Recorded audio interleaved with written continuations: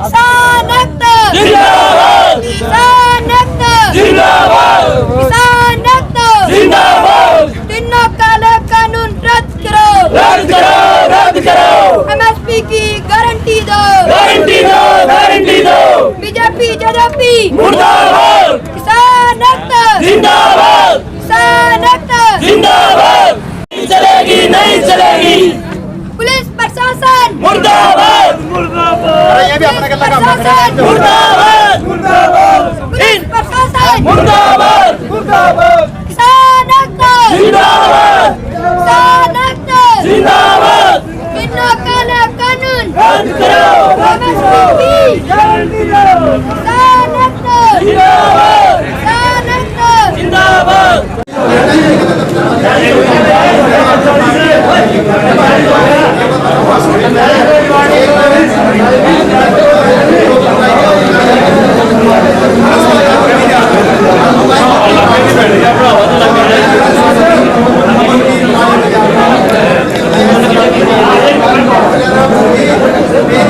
College में आदरणीय दुष्यंत जी नाना था, जिसके विरोध में सभी किसान साथी यहाँ सुबह से काला झंडा लेकर के उनका विरोध प्रकट कर रहे हैं। हमारा एक किसान साथी नारे लगाते लगाते आज किसानों के लिए शहीद हो गया।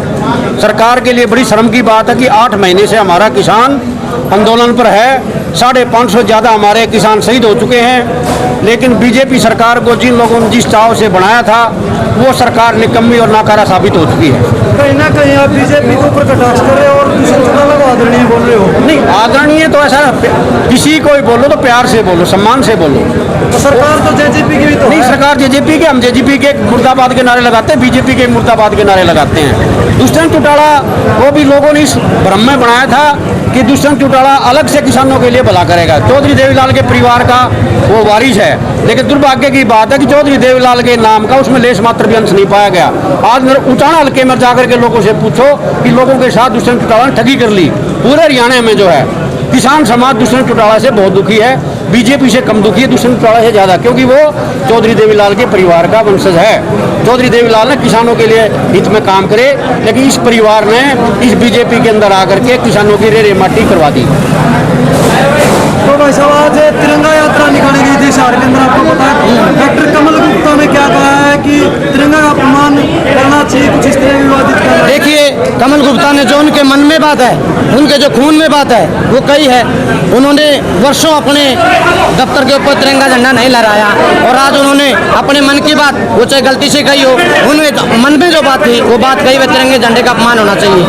और जो किसान कौम है, मजदूर कौम है, किसान और मजदूर जो सरदारी है, ये तिरंगे झंडे का सम्मान करना जानती है, उसका आदर करना जानती है, उसकी कदर करना जानती है। आप देखिए 15 अगस्त को हम किसान तिरंगा यात्रा निकालेंगे। हर ट्रैक्टर पर, बाइक पर, गाड़ियों पर तिरंगा झंडे होंगे। उन्हें तो ये भी नहीं पता कि झंडा उल्टा कैसे होता है, सीधा कैसे होता है, उनको क्या पता तिरंगा यात्रा का। कि हजारों की संख्या में ट्रैक्टरों का काफिला वहाँ होगा।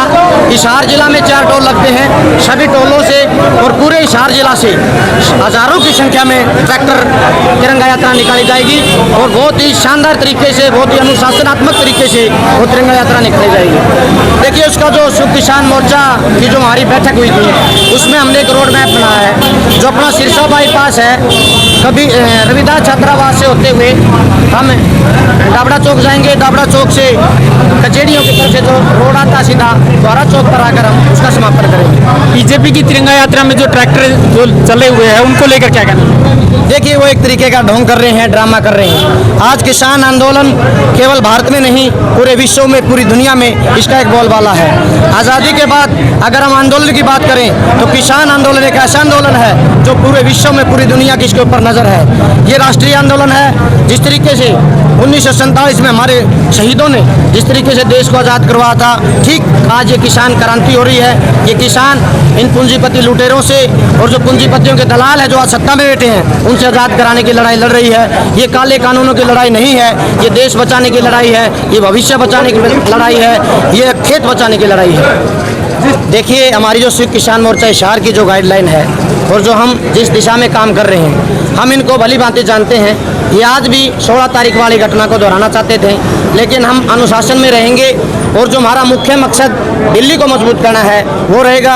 ये तिगड़मबाजी, ये भाईचारा तोड़ने का जो काम एक तरीके से जेजेपी और बीजेपी कर रही है, ये इनकी जो सोच है, इनकी जो इसमें हम इनको कामयाब नहीं होने देंगे। बिल्कुल अनुशासन में रहकर मोर्चे के आदेशानुसार हम काम करेंगे और मजबूती के साथ विरोध भी करेंगे और आंदोलन को मजबूत भी करेंगे।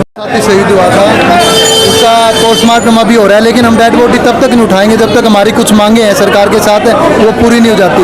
हमने उनके परिवार के लिए, गरीब परिवार से वो संबंध रखते हैं, छोटे जमींदार थे, उनके परिवार के एक सदस्य को सरकारी नौकरी, आर्थिक सहायता व शहीद का दर्जा, जब तक ये मांगे हमारी पूरी नहीं होती तब तक हम अंतिम संस्कार नहीं करेंगे। ये आपकी मांगे किसी प्रशासनिक अधिकारी के साथ अभी तक हुई है? नहीं, अभी हमारी बातचीत चलने लग रही है प्रशासन के साथ। प्रशासन के अधिकारी अभी तक नहीं पहुंचे हैं। प्रशासन के अधिकारी पहुंचने के बाद हमको बातचीत है। हालांकि हमने अपना संदेश उन्हें पहुंचा दिया, तो प्रशासन के हाथ में वो कितनी देर लगाएंगे। हमारी तरफ से कोई ढिल नहीं, हमने अपनी जो बातें थी वो प्रशासन को पहुंचा दी है। जो किसान साथी शहीद हुआ है उसके परिवारजनों को अंदर मिलने दिया? बिल्कुल, उसके परिवार के लोग वहाँ पर हैं। अभी पोस्टमार्टम की कार्रवाई चल रही है। जब वो एक्सपायर हुए थे उसके 20 मिनट बाद में हमने उन्हें, उनके परिवार के लोगों को बुला लिया था, वो आ गए थे और अभी पोस्टमार्टम की कार्रवाई चल रही है, उसके बाद में देखते हैं। अगर आपकी इस मांग को ठुकरा दिया जाता है तो आगे का कदम क्या होगा? अरे हमें लड़ने वाले लोग, हम भगत सिंह की जमात के लोग, हम अपनी मांगे पूरी करवाने खातिर मरते दम तक लड़ांगे।